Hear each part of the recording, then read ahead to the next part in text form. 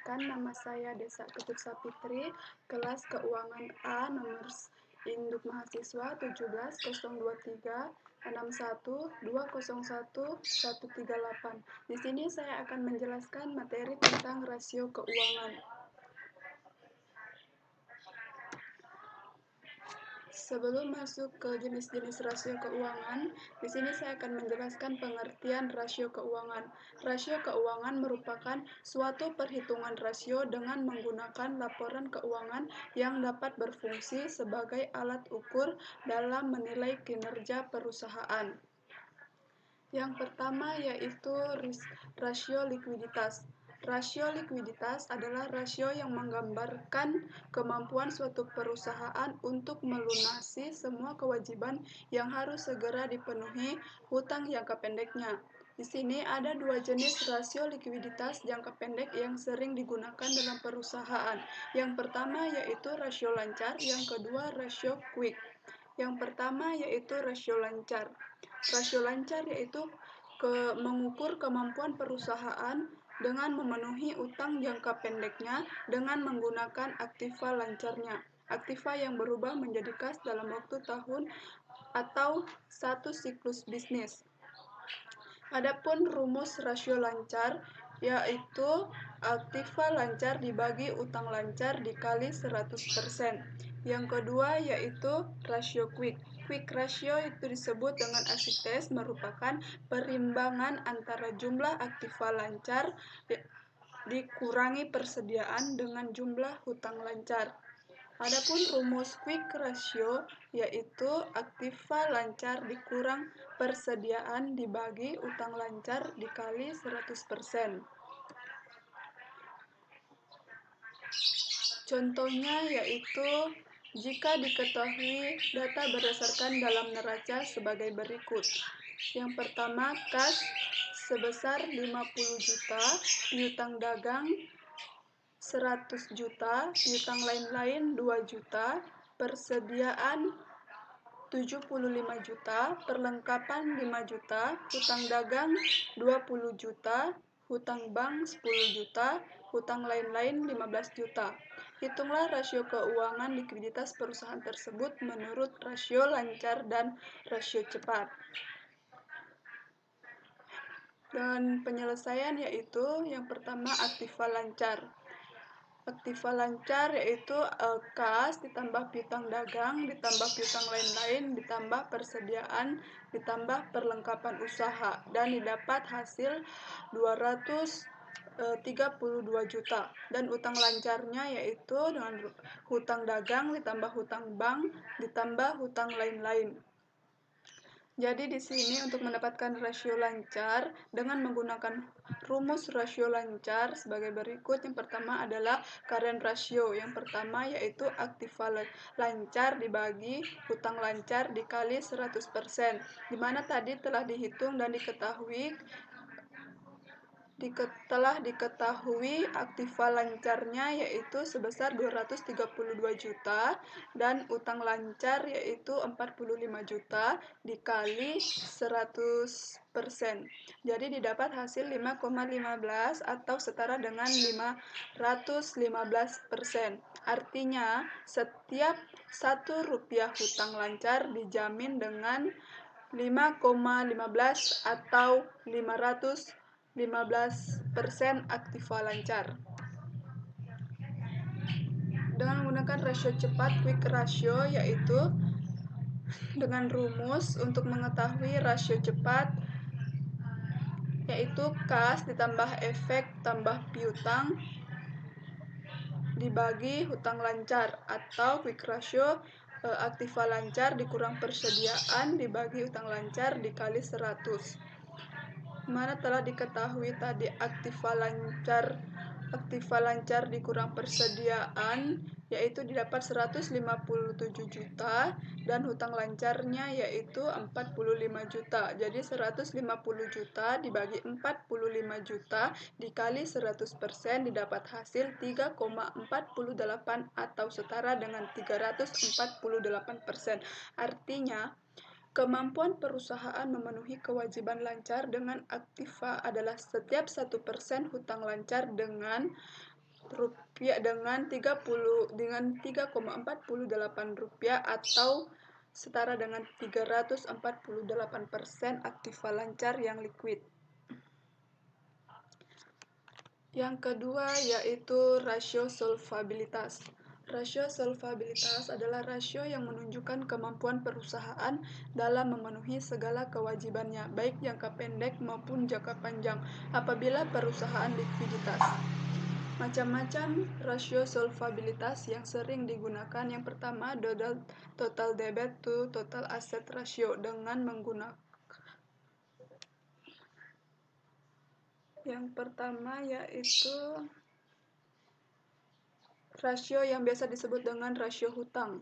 Rasio ini mengukur persentase besarnya dana yang berasal dari hutang dengan menggunakan rumus total hutang dibagi total aktiva dikali 100%. Yang kedua yaitu debt to equity ratio, yaitu imbangan antara hutang yang dimiliki perusahaan dengan modal sendiri dengan menggunakan rumus total hutang dibagi modal dikali 100%. Contoh soalnya yaitu dari neraca perusahaan Asan 234 diketahui modal saham 36 juta rupiah, piutang 6 juta rupiah, kas 2 juta rupiah, persediaan 19 juta rupiah, aktiva tetap 49 juta rupiah, hutang lancar 10 juta rupiah, hutang jangka panjang 30 juta rupiah. Hitunglah solvabilitas perusahaan dengan menggunakan debt to ratio dan debt to equity ratio. Dengan menggunakan penyelesaian rumus debt to ratio yaitu total hutang dibagi total aktiva dikali 100%, di mana telah didapat total hutang sebesar 40 juta dibagi total aktiva 76 juta dikali 100%. Maka didapat hasil 0,53 atau setara dengan 53%. Jadi sebesar 0,53 rupiah dari setiap rupiah aktiva digunakan untuk meminjam hutang. Yang kedua, dengan menggunakan debt to equity ratio, menggunakan rumus total hutang dibagi modal dikali 100%, di mana di sini terdapat total hutang sebesar 40 juta dibagi modal 36 juta dikali 100% dan didapat hasil 1,11 atau setara dengan 111%. Jadi sebesar 1,11 rupiah adalah rasio hutang dengan menggunakan modal sendiri. Yaitu rasio profitabilitas. Rasio profitabilitas adalah rasio yang digunakan untuk mengukur kemampuan suatu perusahaan dalam mendapatkan laba. Ada beberapa ukuran rasio profitabilitas yang dipakai. Yang pertama yaitu gross profit margin. Gross profit margin merupakan perbandingan antara laba kotor yang diperoleh perusahaan dengan tingkat penjualan yang dicapai pada periode yang sama. Dengan rumus, gross profit margin sama dengan laba kotor dibagi dengan penjualan bersih dikali 100%. Yang kedua yaitu net profit margin atau margin laba bersih, digunakan untuk mengukur rupiah laba bersih yang dihasilkan oleh setiap 1 rupiah penjualan dan mengukur seluruh efisien baik produksi, administrasi, pemasaran, pendanaan, penentuan harga maupun manajemen pajak. Dengan menggunakan rumus net profit margin sama dengan laba bersih setelah pajak dibagi penjualan bersih dikali 100%. Yang ketiga yaitu return on investment atau ROI. Rasio ini mengukur jumlah rupiah laba bersih setelah pajak yang dihasilkan oleh setiap 1 rupiah investasi yang dikeluarkan. Dengan menggunakan rumus return on investment atau ROI sama dengan laba atas investasi dibagi dengan investasi awal dikali 100%. Return on asset. Rasio ini mengukur tingkat keuntungan dari aktiva yang digunakan.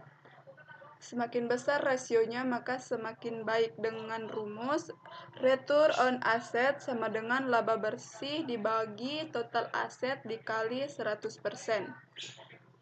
Contohnya, laba kotor perusahaan PT Megah Sejahtera sebesar 48 juta rupiah, total pendapatan perusahaan sebesar 55 juta rupiah, maka gross profit margin perusahaan PT Sejahtera dengan menggunakan gross profit margin sama dengan laba kotor dibagi total pendapatan dikali 100%, maka laba kotor 48 juta dibagi dengan total pendapatan sebesar 55 juta dikali 100%, maka dihasilkan 87%.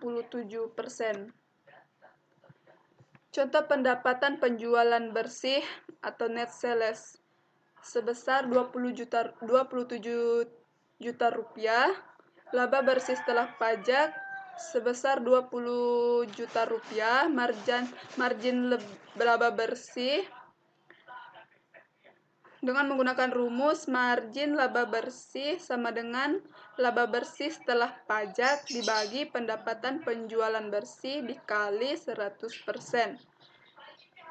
Maka laba bersih setelah pajaknya yaitu 20 juta rupiah dibagi dengan pendapatan penjualan bersih sebesar 27 juta rupiah dikali 100%, maka margin laba bersih didapat 0,74 atau setara dengan 74%. Perusahaan Maju Bersama melakukan investasi sebesar 500 juta rupiah kepada sebuah usaha penjualan produk kendaraan. Perusahaan Maju Bersama ternyata mendapatkan penjualan sebesar 1000 unit kendaraan, dan dari penjualan tersebut perusahaan mendapatkan keuntungan sebesar 600 juta rupiah. Diketahui keuntungan laba investasi sebesar 100 juta rupiah dan modal investasi awal sebesar 500 juta rupiah. Jadi diperoleh perhitungan sebagai berikut dengan menggunakan rumus return on investment atau ROI sama dengan laba atas investasi dibagi dengan investasi awal dikali dengan 100%, di mana laba atas investasinya sebesar 600 juta dikurang 500 juta dibagi dengan investasi awal sebesar 500 juta dikali 100%, maka didapatkan hasil sebesar 20%. Jadi diperoleh ROI-nya sebesar 20%. Contoh perhitungan ROA dengan memakai data laporan keuangan sebuah perusahaan. Diketahui laba bersih perusahaannya sebesar 180 juta rupiah dan total aset sebesar 20 juta rupiah, maka hitunglah ROA perusahaan dengan menggunakan rumus return on asset sama dengan laba bersih dibagi dengan total aset dikali 100%, di mana laba bersihnya sebesar 180 per juta dibagi dengan total aset sebesar 20 juta rupiah dikali dengan 100%, maka didapatlah hasil sebesar 9%.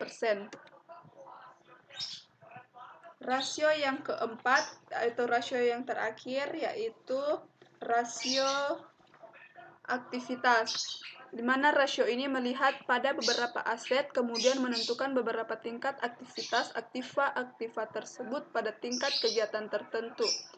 Beberapa rasio aktivitas yang digunakan adalah yang pertama, perputaran piutang. Perputaran piutang. Rasio ini mengukur efektivitas pengelolaan piutang. Dengan menggunakan rumus perputaran piutang sama dengan penjualan bersih dibagi rata-rata piutang dagang. Yang kedua, perputaran persediaan. Perputaran persediaan yaitu rasio ini mengukur efektivitas pengelolaan persediaan. Dengan menggunakan rumus perputaran persediaan sama dengan harga pokok penjualan dibagi dengan rata-rata persediaan. Yang ketiga, perputaran aktiva tetap. Perputaran aktiva tetap yaitu rasio ini mengukur sejauh mana kemampuan perusahaan menghasilkan penjualan berdasarkan aktiva tetap yang dimiliki perusahaan. Dengan menggunakan rumus, perputaran aktiva tetap sama dengan penjualan dibagi aktiva tetap. Dan yang keempat yaitu perputaran total aktiva. Pertotalan total aktiva yaitu rasio ini menggunakan ukuran efektivitas pemanfaatan aktiva dalam menghasilkan penjualan dengan menggunakan rumus perputaran total aktiva sama dengan penjualan dibagi total aktiva. Contohnya perusahaan ABC memiliki harga pokok penjualan 5.950 dan rata-rata persediaan 250, maka hitunglah perputaran persediaan. Dengan menggunakan rumus perputaran persediaan yaitu harga pokok penjualan dibagi dengan rata-rata persediaan, di mana harga pokok penjualannya sebesar 5.950 dibagi dengan 250, maka dihasilkan 23,8 kali atau 24 kali. Jadi perputaran persediaan terjadi 24 kali. Contoh perusahaan ABC memiliki penjualan sebesar 5.950 dan total aktiva 2.400, maka hitunglah perputaran total aktiva. Dengan menggunakan rumus perputaran total aktiva sama dengan penjualan dibagi total aktiva, di mana penjualannya sebesar 5.950 dibagi dengan total aktiva sebesar 2.400. Maka didapatkan hasil sebesar 2,47 kali atau 2,5 kali. Jadi perputaran total aktiva terjadi sebanyak 2,5 kali.